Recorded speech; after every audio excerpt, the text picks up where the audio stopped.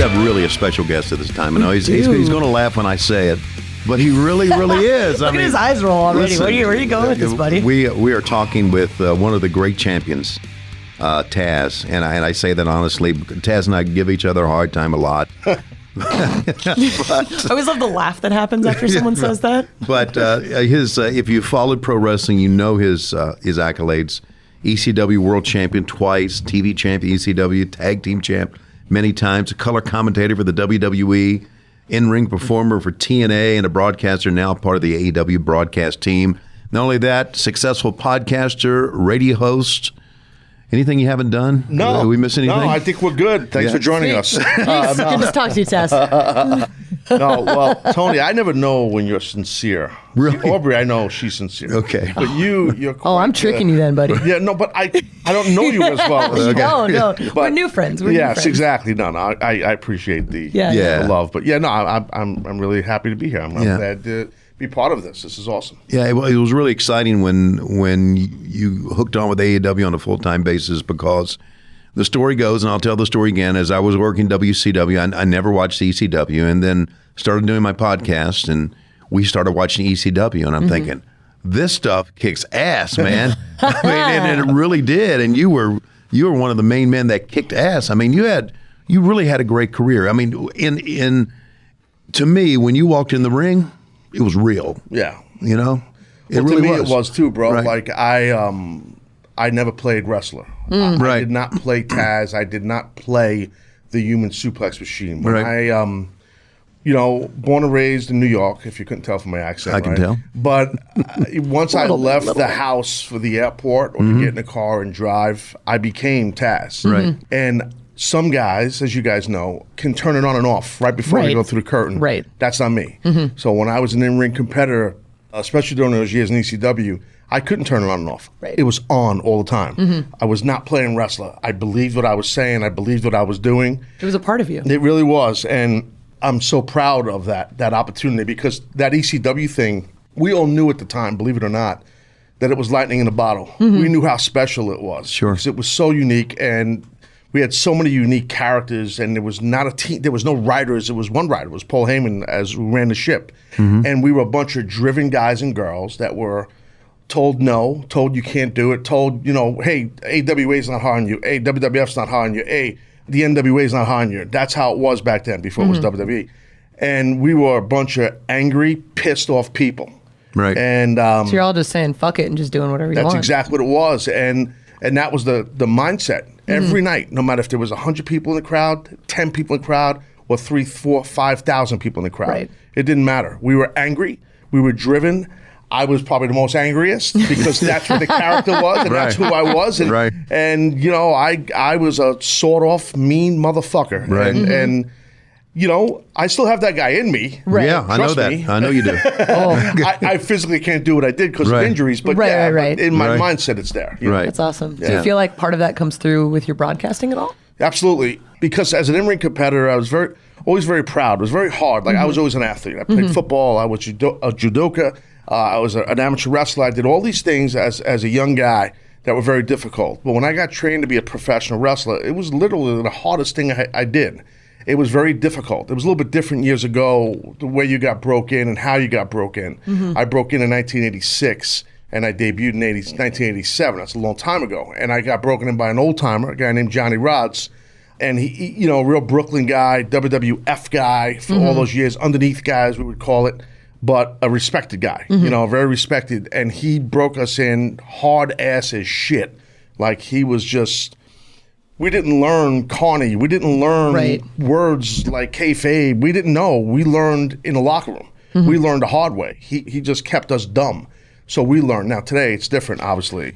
I know that, and that's just evolution. And I think that's great. So for me, to answer your question, I was always very proud to be a professional wrestler, and I'm still proud that's part of my history and my legacy. So now as a broadcaster, all the years I've been broadcasting, no matter if it was WWE or TNA or now, with AEW, I'm very proud of that because I'm proud of what the men and women do in the ring, including referees and all broadcasters and in-ring competitors. I'm very proud to be part of something like this with young folks. I love young vision. I love the young exuberance. I love the young energy, because, so like we talked ECW. So years ago, during those ECW years, the whole company, as I laid out, was pissed and we were angry. We were driven. But we were also told, you guys suck, by the old timers. Right. Sure. You guys are killing the fucking business. Oh, God, you we guys get are told doing- all that today. I know. Oh. So when Every I day on first Twitter. started getting, I know, well, yeah. Maybe not you. I get told that every day on Twitter. I see the same bullshit. But, that stuff is like, you got to take with a grain of salt. I mean, these are people that a lot of these people just Never taken a bump. Never taken a bump, never sacrificed, never been away from loved ones, never been missed birthday parties, missed weddings, missed, Sure. had fights with their significant other on the phone while you're 2,000 miles away. Right. They don't understand that. See, so they don't understand that. That's a whole nother podcast. Right. That just fucking irks me. So I don't have to go there.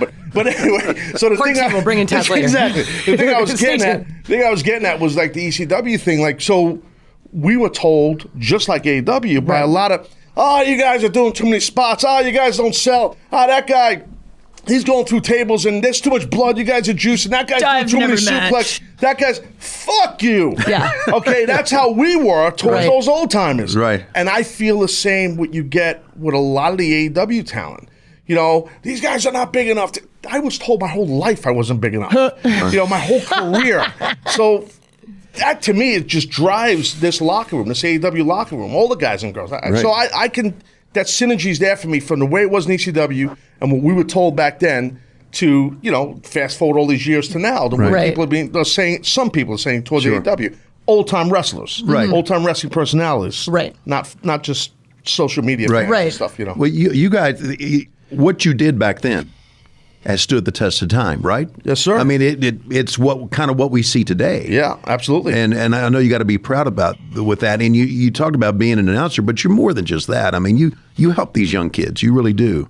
You mean here at AEW? Here at AEW, Yeah, I yes. try to hang out by the ring. Right.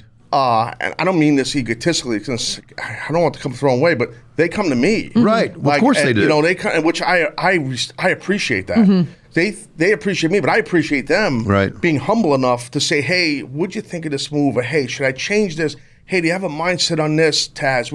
I love that. I'm a coach at heart, so I love that.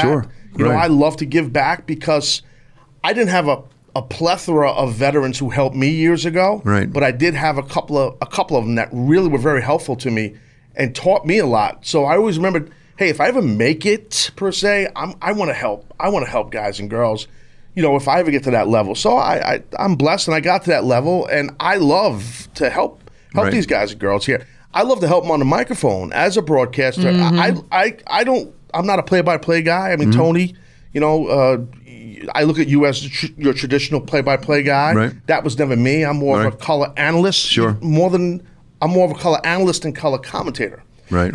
And just if I could say, I don't want to jump ahead. You guys might want to get to the color commentary stuff, but we're just organically shooting the shit. That's what we're doing. That's all we're doing. You know what I mean? Like, that's what I'm having so much fun right now as we record this. I'm doing commentary with Excalibur on Dark. I love it, because it's a lot of the younger people that a lot of them are chomping at the bit to get on Dynamite on a regular basis. And I love that. So my job, no one's told me this, but I know my job is to help get those guys and girls over what they're doing in the ring and accentuate that. Right.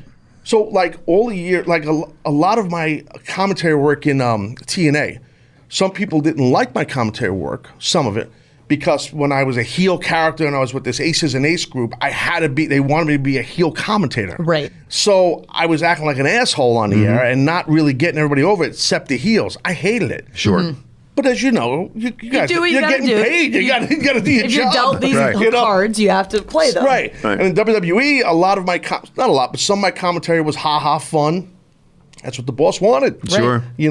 What I'm doing as a commentator in this company, I love, is I get to break down the physicality. And that's my dream gig as a color commentator. Whenever I gotten a chance all the years I've been doing this to break down action, I'm at my happiest. And here, I'm not micromanaged. No, which no, is it is. beautiful. Isn't that Right? wonderful? You don't have anyone in your ear. No, That's no, right? just a little bit. Obviously, Like some timing stuff and You whatnot. need that, as Right, you know, right. tone. Right, you need that.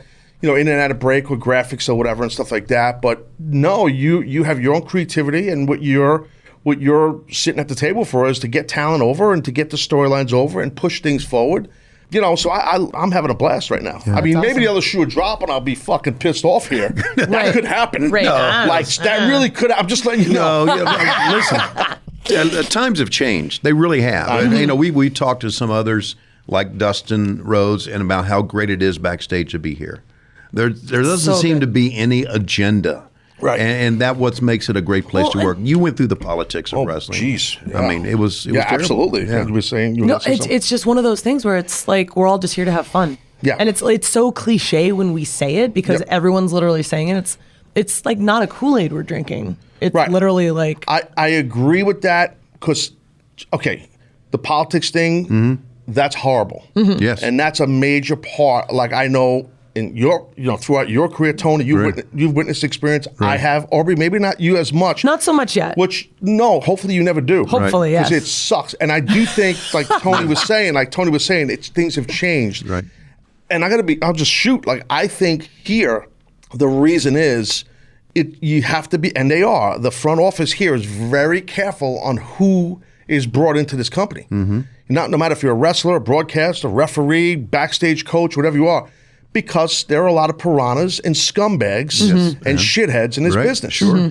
And unfortunately, a lot of them are from my generation. I got to be honest. It's your fault. Yes. So I'm telling you, and look, there's shitheads all over the place, obviously. But Every industry. Absolutely, I agree. But I just maybe just closer to me because I understand my generation of professional wrestling very well. And I think here it's the right people. The right people. And like Aubrey, what you said about as far as it's fun here, it should be fun. It's wrestling. It should be fun. It should be fun. Here's the but. There's got to be accountability. Yes. And I do think that happens here. You can't, I'm not saying you said this, I'm not putting words, I'm just saying it's got to be fun, but it's work too. It's business. We got to make money. We got to get shit over. I 100% agree with you. Yes, right, Like we're here to do a job, Correct, right? Like sure, correct. we're here to have fun and whatnot, but at the end of the day, we're doing a live television product. That's exactly right. We got to make money. Like absolutely. It's fun. We want to keep doing this. Sure, and So you it's want a to have job. fun. It is a job. It's like Kevin Sullivan. Not the Kevin Sullivan here. Gotcha. The devil, Kevin Sullivan. devil, That one. The Taskmaster. Yeah, right. He was one of my few mentors who helped me very much. Right. And he told me a line, I'll never forget it, years ago. And Tony, you might have heard this one. This is a long one. Okay. He said, pro wrestling is high school with money. Yeah. Right? Oh my God. I've think about never it. heard that before, but that is It's perfect. high school with money. I Right. mean, most people had fun in high school. Right. Unless you're like Shivani, you got beat up in high school all the time. But I'm not surprised to hear that at all. He knew me. Was Taz the one that beat you up in high school? I do. I wanted to would've. beat him up recently in a production meeting. I wanted to beat him up very recently. What? Because The he one- ribbed me. Yeah. What did he do? Ribbed What a did he do? Well, I'll tell you. We'll bring people behind the curtain. So in these production meetings, somebody help me here. It's like a massive meeting. We all meet in catering Tuesday night. Right. And there's a head table. There's a head Tony table. knows. There's a head table. Set me up. Head table. Cody. I heard this happen. I'm not Tony Khan, EVPs, Right. EVPs. and Cody starts reading through the card, Correct. kind of telling us a little bit of the show, and we're all kind of flipping along. That's all true. But what's at the table in front of those men? Oh, the little signs with their names, The little signs of their names. with the little shoot names. Right. Right, which means real. Right. So we go into a meeting recently here All right. at AEW, and I mind my business. I sit in the back of the room, and Tony, look at Shivani. He's acting like, well, tell me. He knows he knows fucking everything. I heard this story. Yeah. And I have my own sign. I have it. I'm excited. Did you see the sign? You have a sign? I didn't make the sign. It said, did. Somehow this sign showed up. It said Taz. Look out of your left. It wasn't on the front. So you put it on the front table. I was just you thinking. son of a bitch. I would have been funny. The bigger rib would have been if you would have moved Tony Khan's out of the way. Oh, my God. Before the meeting and put mine there and not told Tony Khan. Tony would have left. But, Tony would have found it hilarious. he would have Wow, that is a rib. Oh, yeah, that's a rib. Oh my God. Well, I do that out of great affection and great respect of bullshit. you. Oh, I do. I really do. I do, man. He's trying to cover his ass now. You see I'm that? serious. I'm serious. And when you teach these kids in the ring and you have them throw each other, suplex themselves out of the ring and hit the chairs and get hurt. I'm saying Taz has been here. Man, that's good. That part's not true, ladies and gentlemen. No, really, I want to talk about it. You mentioned Kevin Sullivan was part. Is anybody else was part of, that you helping you? Yeah. Tony Atlas. Remember Tony Atlas? Oh, yeah. Tony helped me a lot years ago on the Northeast Independents before they were called Independents. He helped me a lot. Like I said, Kevin Sullivan. My trainer, Johnny Rods, to be honest, he trained me the right way, and I'm very happy I went to him. But I really didn't get, after that much. Like I said, he kind of let you go on your own. But give you a couple basics, send you out, kick you out of the nest. That was it. I didn't have many more guys that helped me much at all. So I kind of found my own way, and I believe in that. I don't think wrestlers need to have their hand held. No. But I do think you need 1 or 2 or 3 veterans to help you and guide you. I'm doing that here at AEW with a couple of young talents where the company said, hey, can you kind of help them out a little bit? Guide these guys a little bit. Right. And they're very receptive, and it's because, as you guys know, you need to help. Sometimes wrestlers of their own can hurt themselves out of the ring. It's not just in the ring. They're just doing the wrong thing or acting the wrong way or coming across the wrong way. That's the only thing you got to be careful. You can get heat, right? But not even trying to get heat. So sometimes you need a veteran to say, hey, be careful of that. That's not the right way to do that. So that's kind of what I do also. Yeah. So we're talking with Taz, and coming up, we're going to talk about some more about his days in ECW. Taz, you made your wrestling debut in San Juan, Puerto Rico in June of 1987. Yes. And that wasn't always the easiest place to work, right? Jeez, bro. No. It was dangerous, right? It was very dangerous. That's a nice way to start in the business. I didn't want to go. Oh, I bet. I didn't want to go, but Johnny Rods, who trained me, as I said, he was from there. He's from Puerto Rico, and he had a lot of contacts in the business, obviously, all his success in that beautiful part of the world and that part of the country. It was beautiful there, but God, that first match, I'll never forget it. Going in, we were in like some rundown old baseball stadium, and it had rained, like stormed earlier, so the locker room had no bullshit. It had to be at least 3 inches of water throughout the whole backstage area. Oh my God. Yeah, no lie. And they were trying to push me, which I didn't even know what that meant back then. Again, we're going to give a push. We're going to have you work a squash match. I'm like, all right. Throw me in the water? I had no idea what that meant. Right. I had no idea what a squash match meant. So I knew they had at the time I weighed about probably 245, 250. And I knew I was going to win the match. So I had to connect that. Later learn that squash means you're going to win. I'm going to win the match and beat this guy. Yeah. Enhancement. And they said he's going to get no offense. I'm like, oh, this is fucking pretty good. All right. I'm going to look great. I'm going to look real great. Shit. This is great. Can I do this every show? So then they said, we're going to shoot 3 weeks of TV here. And I had no idea what that meant. I had you're going to think. You're going in blind.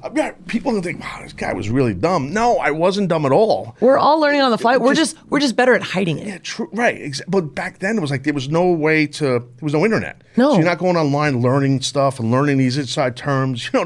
And the veterans wouldn't say these terms in front of a young green kid. No, because kayfabe was real. Correct. Exactly. I'd walk in a lot for a while. I thought my name was like kayfabe. I'd walk a lot for him, kayfabe. And I hear kayfabe. Oh, hey, I guess that's my new nickname. I hear kayfabe. All right. Hey, I'm kayfabe. How are you? He's kayfabe. All right. Well, here's a funny story about that night. So we were there for like 3 weeks, 2 weeks, whatever the hell it was. It was fucking miserable. All right. They put us in the rainforest in some house, not a hotel. Right. We had no electric. We had no phones. It sucked. It was sounds like the Indies. But it really. But you know what? I wasn't going to complain. I was just happy. I was wrestling. But anyway, back to that night. So what happens is, at the last week of TV, they did this big schmoz in the ring, a big run-in where the heels hit the ring and beat up this babyface tag team, and then all the babyfaces are going to come in the ring, and the heels are going to start powdering. They take a bump and powder. So they're going over this thing with us in the back, and I'm green as shit, like I said, right? So they go, yeah, blah, blah, blah, and then the heels will come. I'm sorry, the babyfaces, I was a heel. Right. The babyfaces will come in, and then you guys just powder. Just take a bump and powder. All right. Again, I don't want to show my hand. I'm a real Brooklyn, New York kid. Right. I don't want to show that I don't know what the fuck is happening right now. What the hell's powder? So, boom, I know when I'm going to run in. I know the guy I'm going to get on. I'm beating the shit out of him. Here come the good guys. Here comes the babyfaces. And all of a sudden, one of them, Ted Petty, you remember Teddy? I sure right? do. Yeah, God rest his soul. Right. He was under a hood. I can remember. He was working as Cheetah Kid, probably. That's probably what he was working Wow. at. And I loved him. And he pops me. I pop him back. He goes, take a bump of powder. He pops me. I take a bump. I get up. I hit him back. Oh! He goes, take a powder. Boom. Now every time he says take a powder, like 3 times, he's hitting me harder and harder and harder. Trying to teach you a lesson, and brother. I have no idea. And then he goes, take a fucking powder. And he basically punched me in my cheek as hard as he could. I'm like, holy shit, I had to get out of the ring because it hurt so much. There you go. Right? There you go. You finally learned what powder is. And then when I got in the locker room, that's what one of the veteran guys said. He goes, well, why didn't you get out of the ring? I go, I had no idea what powder meant. He goes, you learn now, you get some ice for your face. Yeah. And then Teddy came in, he hugged me, he goes, I'm sorry, bro. He goes, he was a veteran. I goes, no, don't apologize. I didn't know what it meant. He goes, you didn't know what powder meant? I go, no. Wow. That's how I learned. Yeah. Wow. Crazy. Imagine today. Yeah. Oh my Holy God. fuck. There'd be all over an TMZ. outrage on Twitter. All over TMZ. That guy punched that guy for real. There's a shoot, brother. Oh, my God.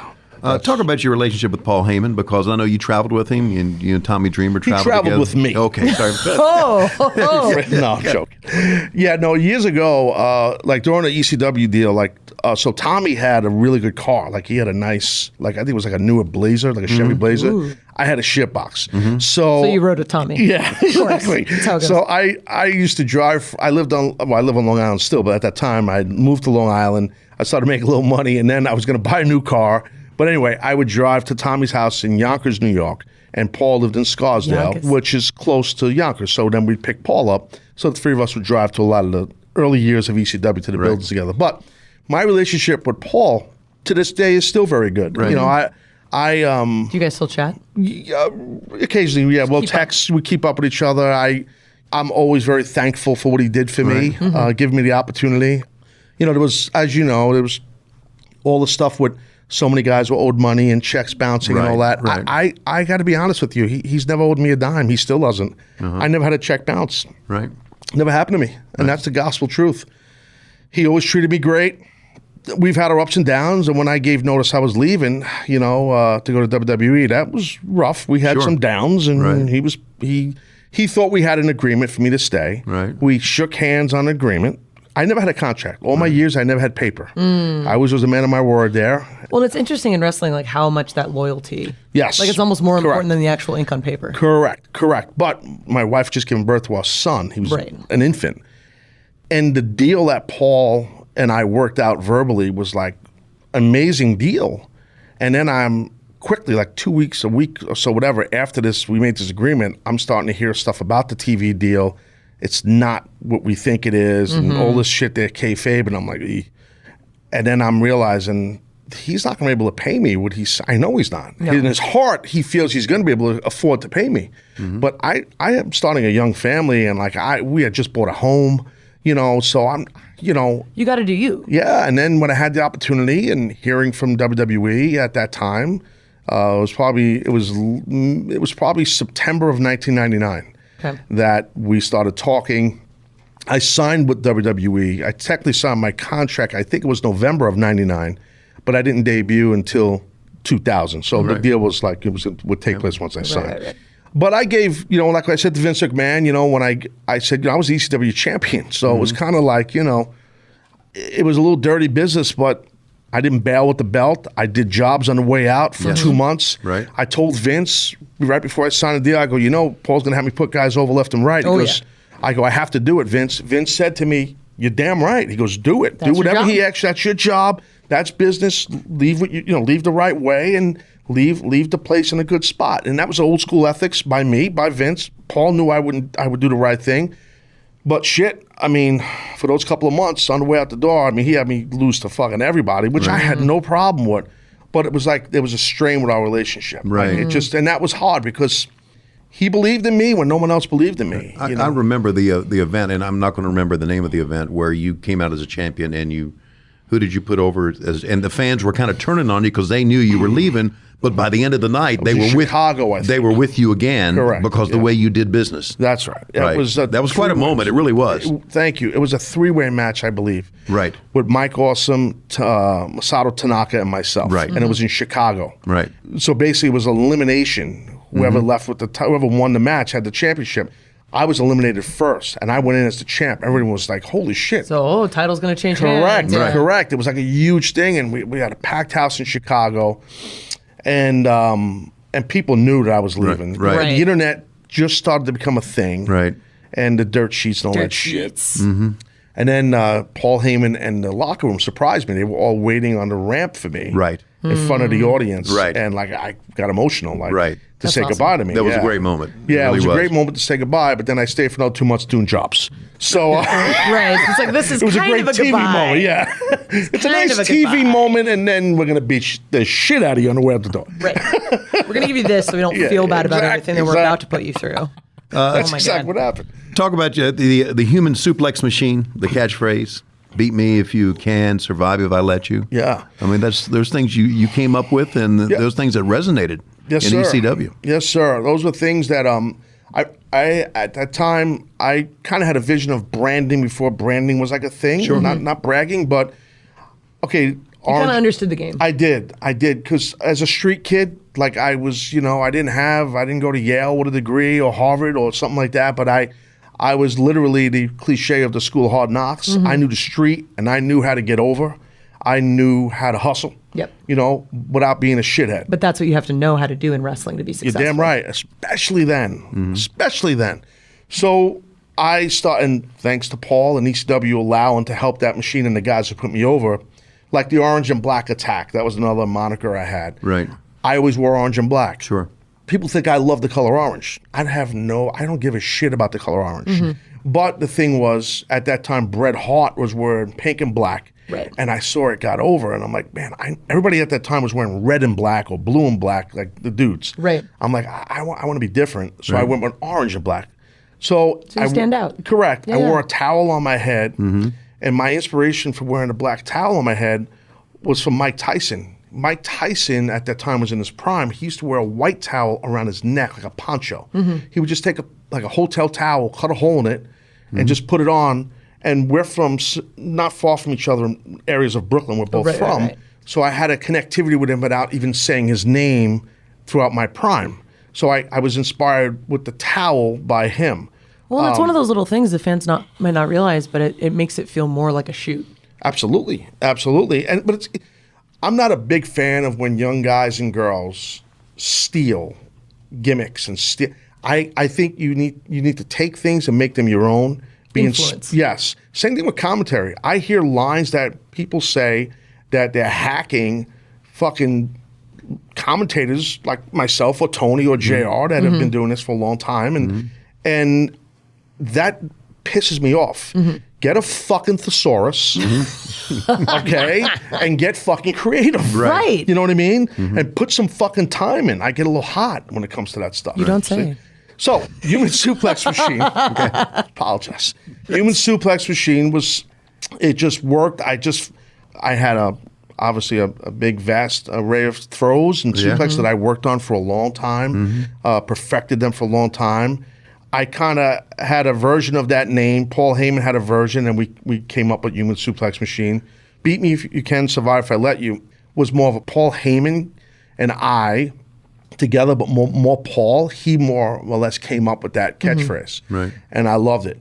A lot of the shit he came up with, I loved, because each guy from ECW then can tell you felt like you had a bond with him. He was really a unique, he still is, the way he deals with talent. Yeah. And you know Paul. I know him very well, yeah. And there's a lot of things about Paul people hate. Right. But I'm telling you, someone who worked closely with him, his passion, his heart, the type of person he is, he's a good man. Right. He is a good man. And each guy will tell you they had a special bond with Paul, most of them, because he turned into you when he talked to you. Strange fucking dude, but that's what made him so just talented. He knew, he had a connectivity with each character that he was pushing. Yeah. So he knew. And so it was everything, all those monikers, all those catchphrases, I'm so proud, and people still know them today. Yeah, which they sure is do. fucking great. Yeah. I'm blessed. I love it. Yeah. You had great rivalries in ECW. Bam Bam Bigelow was one of them. Yeah, I love working with Scotty. He was one of the greats. He really was. Just as a big man, how athletic he was, type of guy he was. I'm sure you knew him pretty good, Tone. I knew him very well. Yeah, I love Scotty. I miss him. man, we worked physical with each other. Yeah. There were times he didn't like me. He didn't like me much in matches, and I felt it. He fucking we would go, man. Yeah. But, you know, he understood, like, Paul wanted to get me over, and there were times where he made me earn it. That was old school, like during a match. Sure. You know, you want me to sell for you, you're half my size, well, you're going to have to make me fucking sell. Right. And some Well, it's nights storytelling. it was, but it was rough. Right. Yeah. Some nights. But I loved him. I loved him. And we had a lot of fun working with each other, and I learned a lot from working with him early in my career. Yeah, he was great. I don't think I've seen it, but there's a moment where he went through the ring. Yeah, we both did. Boy. You have to see that, dude. Yeah, I didn't want see to. that? I haven't seen that, no. Oh, Lord, guys. Well, what This show is this it from? Do you remember? This is from Asbury Park, New Jersey, Scotty's hometown, Right. Bam Bam's hometown. I believe it was Living Dangerously was the pay-per-view. Okay. I don't remember the year. Maybe 90, I'm bad with the years, maybe 98, 99? Yeah. You have to. Okay. Just see that spot. I'll go watch it. Yeah. No, you have to. Like, Okay. not just because I was in it, like, Yeah. it was insane. Yeah. Okay. The pop was Yeah. fucking crazy. I got goosebumps because because it was crazy. It was nuts, and I'll never forget. I got to tell a story. Okay, please. So I was beating everyone. I was a TV champion, unbeatable. 5'8", sawed off, pissed off. Paul Heyman pushed me to the moon. Just no one's beating me. Pushed like an animal. Just craziness. Now we're in his hometown. We're having this match in Bam Bam's hometown. Paul says to me about 2 weeks before, he goes, "What do you think we should do?" I go, "I got to lose here." I go, "People, I mean, you know, it's to a point where I have to lose a match. I'm getting heat with the boys." Right. Okay? Right. Yeah. Who gives a fuck about the boys? I go, well, I share cars and beers and You care. hotels with You these care. guys. I You see actually these do people care. more than your family. Yes, I do. At that time, I cared. You know, I go, not only that, I think for my character and for the persona, me losing would help with the audience. Goes, so let's take the belt off you. Let's do it Right. in Scott. And I said, cool. He goes, we can't just have him beat you. I go, why not? He goes, let me think of something. The next day, he calls me. That's when cell phones just started getting popular. Paul calls me. It had to be 2 a.m. Which my wife, she was so used to that, him calling, like, that's just Paul. Yeah. He would do his best work from midnight to about 5 a.m. And he just calls me. He goes, you awake? I go, no, I'm No, not. but now I that am. never stopped you. Right. What's up? He goes, you want to go through the fucking ring? I go, now? He goes, no, not now. And he laughs. I go, what are you talking about? He goes, at the pay-per-view. I go, how the fuck are you going to do it? Because we used to kind of rig things up. We but we weren't like really, I don't know how to word this the right way. We weren't like really professional. We didn't have like professional guys doing stuff. You have guys like Chris who No. knows how to build a trap door in a We ring. didn't, And correct. Right. Yeah. So that's what I'm thinking. Well, I'm going to go through the ring with a 400-pound man attached to my body. Right. And I'm going to I know I'm going to be the one taking the brunt of this because I have to lose. Right. Yeah. I go, how do you want to do it? He goes, what do you think? I go, I probably got to put the choke on him. And he throws me backwards. And we go through the ring. He goes, perfect. Oh my I'll God. talk to you tomorrow. I go, wait. He hangs up. Right? So I go, wait a minute. Who's gonna do this? Right. Like, and you know, so that's what I was worried about. Me getting hurt. Not Bam Bam getting hurt, because I knew the logistics of the physicality. I'm gonna be on his back with the choke on him. My head's gonna be higher than him. So when we go backwards, I have to clear the hole. Right. Right.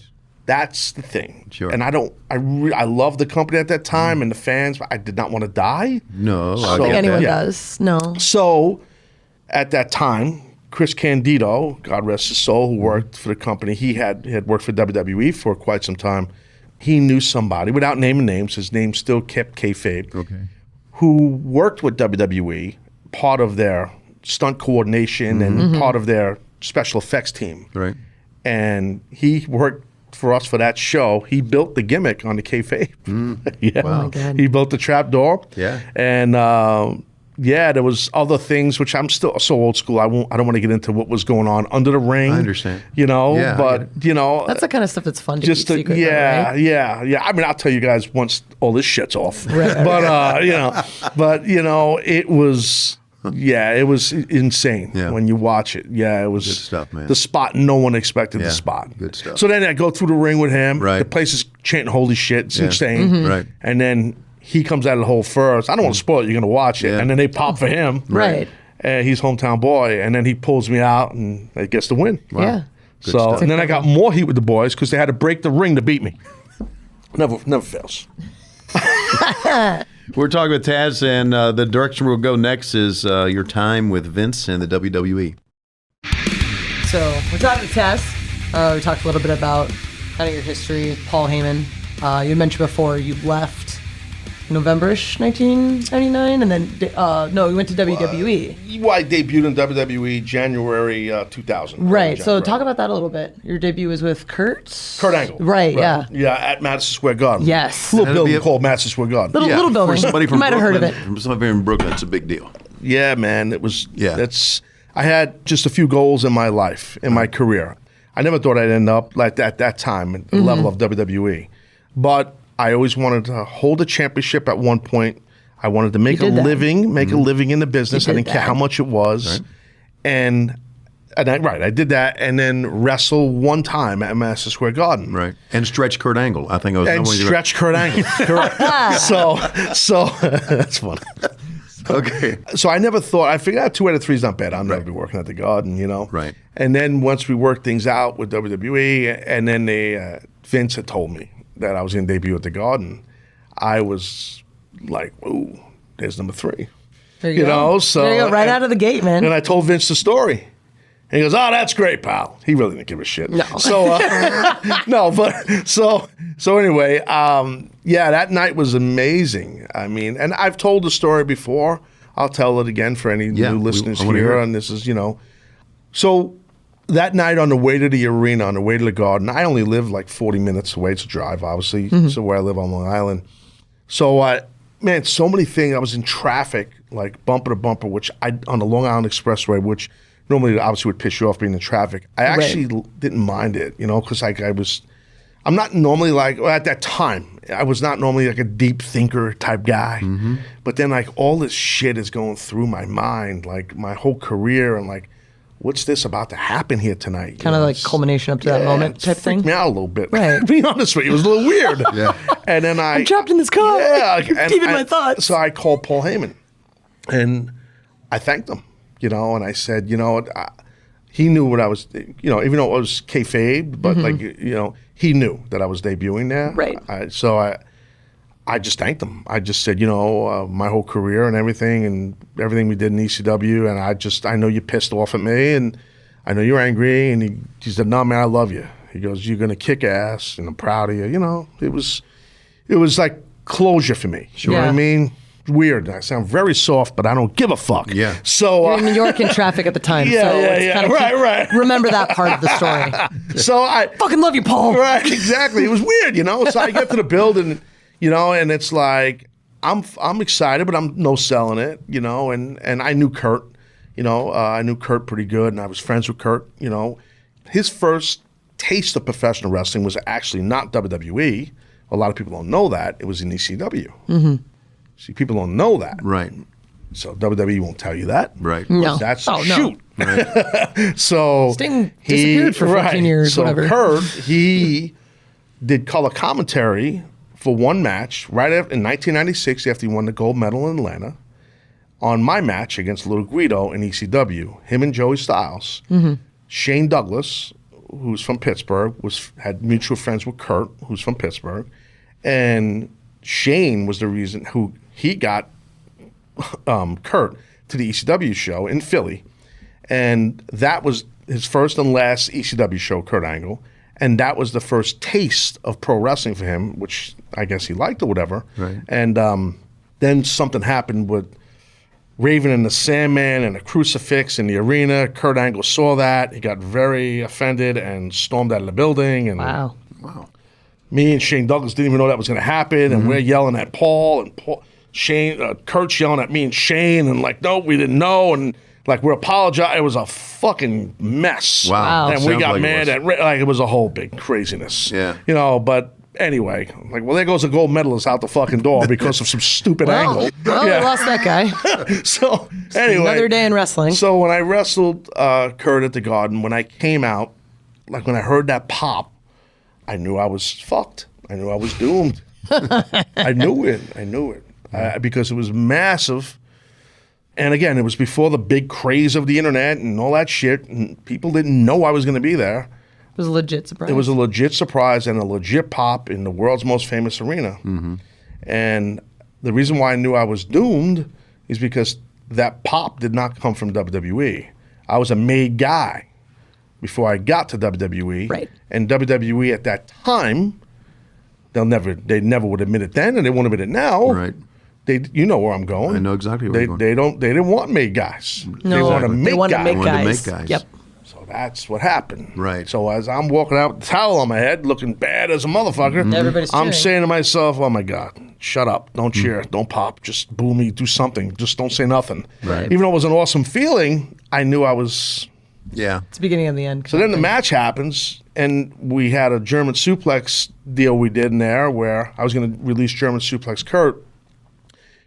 I've wrestled Kurt a lot. I love Kurt. At that time, Kurt was green, and he was very overzealous. He always wanted to make his opponent look great. Right. Like very unselfish guy. Like super. That's just the type of person he is. He's a good man, you know. And I go to hit him with this German suplex, and he goes to like jump, you know, just to help me with the throw. And that's not how I suplex. Right. You don't jump. I do it. Right. I'll protect you. I'll take care of you. You just got to trust me. So I put him back down and did the throw, and he cleared his head. It was close, but he cleared his head because he was like, you know. If he's used to jumping, Yeah. and all of a sudden I've feels done different. that throw like a million times. kind of the Human Never had Suplex that. Machine. Right. Right. But Did he never not had- know right, this? Exactly. But it wasn't Kurt's fault. Just our timing was off. Right. So I did the right thing by putting him back down to protect him. I don't care if we're at the Garden or at some high school gym. I'm going to protect him. That's the goal. That's my job. Right. And that spot, I guess, helped some of the piranhas backstage. Yeah. You know, bury me. That's what I've heard from a few very credible sources, very credible, that they were running to Vince, and Vince saw it and was freaking out. Oh my God, he is dangerous. Oh my God, he's going to hurt somebody. And then I was just, but I had a long-term deal. I was making a lot of money. So that stuff was all positive, but I felt like that night, as great as it was, it just, Vince got the wrong idea. You know, I knew I was really fucked. Right, it was first match of the Royal Rumble, massive pay-per-view, as you guys know, at the Garden. Right. I walked through the Gorilla. There's nobody there. When I'm done with the match, they stretched Kurt Angle out. Everybody was gone. Like, as you guys know, that's not. Yeah. And I'm like, no one wanted to be near me or see me or talk to me. Wow. Nobody. Yeah. Nobody. I'm like, oh boy, because you know, even though it was my first night in the company, Sure. I know how things work. All right. But Had a good anyway, impression, didn't and you? then I was there for another 9 years. Right. Oh my So, God. go figure. Yeah, and you moved into the announce table and there was an angle with JR and Lawler yeah. that got you there. Talk about that. Yeah, it was. We did at the Garden. I think the angle started at the Garden with JR and I. That's what the angle started Okay. as, because I had this idea. I don't remember who I worked with. It was actually in Dallas on a pay-per-view.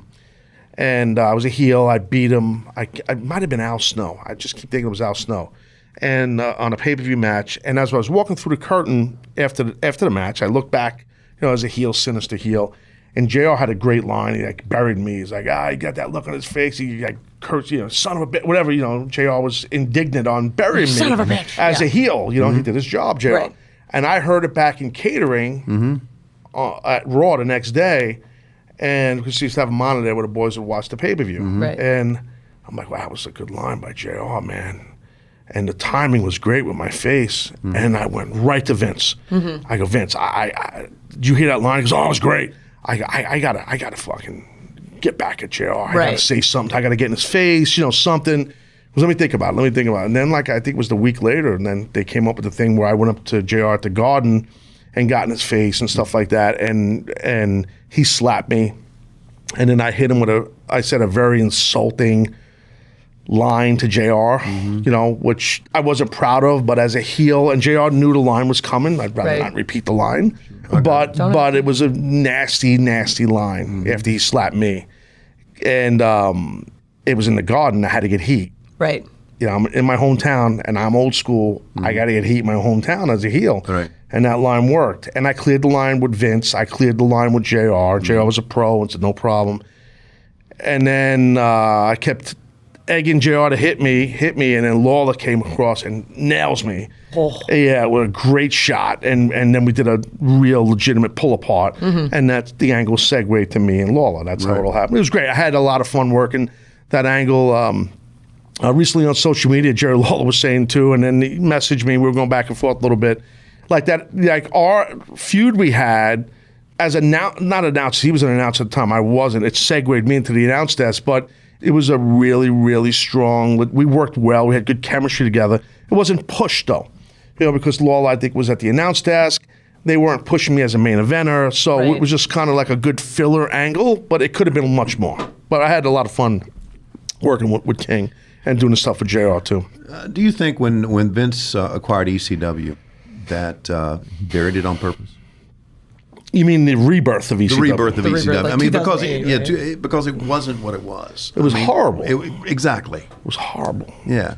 And Do you Like, think why? he Is it tried just to not make the it work, or vibe? he did a rebirth just to put his foot on it? no, I really, and I ended up leaving the SmackDown desk to do color commentary on the rebirth of ECW. See, ECW guys call it the rebirth. We don't Right. call it ECW. Gotcha. And All right. Joey Styles and I, you know, right. it was fucking horrible. Right. And I don't think Vince did that on purpose. Okay. I really don't. I have no agenda to I put understand. Vince over. I'm Right. just being honest. Right. I really believe that was Vince's vision for what it should be and would be. And it's not what ECW was. No, but he didn't give a fuck. He Right. wanted it to be what he wanted it to be. Right. He's a business guy. He's a billionaire. Yeah. So that's what There's a reason happens why. with some of those billionaires. Right. Not the billionaire we have here. The billionaire we have is We pretty love dope. him. We so, love him. We no, but love here's the him great. thing, though. But here's the thing. Like, I knew that thing was fucked where we did the rebirth of ECW. We were in Newark, New Jersey doing a TV. And the announce desk was not going to be the regular announce desk. It was going to be just a folding table with cans right there with the box, wires, and all exposed. That's the first one or two we did. And then we were in, I think it was Newark or Trenton, New Jersey. I can't remember what town. And I remember Kevin Dunn saying to me and Joe Styles, yeah, we're going to change the table up. It looks like shit. And me and Joe were like, well, no, that's kind of the look. Like that, it should look. That's our vibe now. Yeah. Yeah. He's like, nah. It should look low budget. It's WWE's version of ECW. It's not going to look like that. And like, me and Joe were like, wow, this thing's doomed. Right. Exactly. Yeah. This is the one step. It's like, what's next, right? Yeah. Yeah. You left WWE on your own terms in 2009. Which was great. Yeah. I was so proud to be able to do that. Right. Because at that time, people were getting future endeavored. You know, like, so if they would release someone, they would get future endeavored. They would, we wish Joe Blow the best of his future endeavors, which is like a, it's like a real shithead It's like, where thing. else are you going to work, Yeah, buddy? exactly. It's like a real, it's not bad enough we just release you, but we're going to fucking zing you on the way out the door. Right. How much of a heel fucking deal is that? That's right. So, anyway, what happened was, man, I just had enough. I had enough. I was working SmackDown. I was technically working once a week. Yeah. I was flying on Vince's plane, Michael Cole and I, Yeah.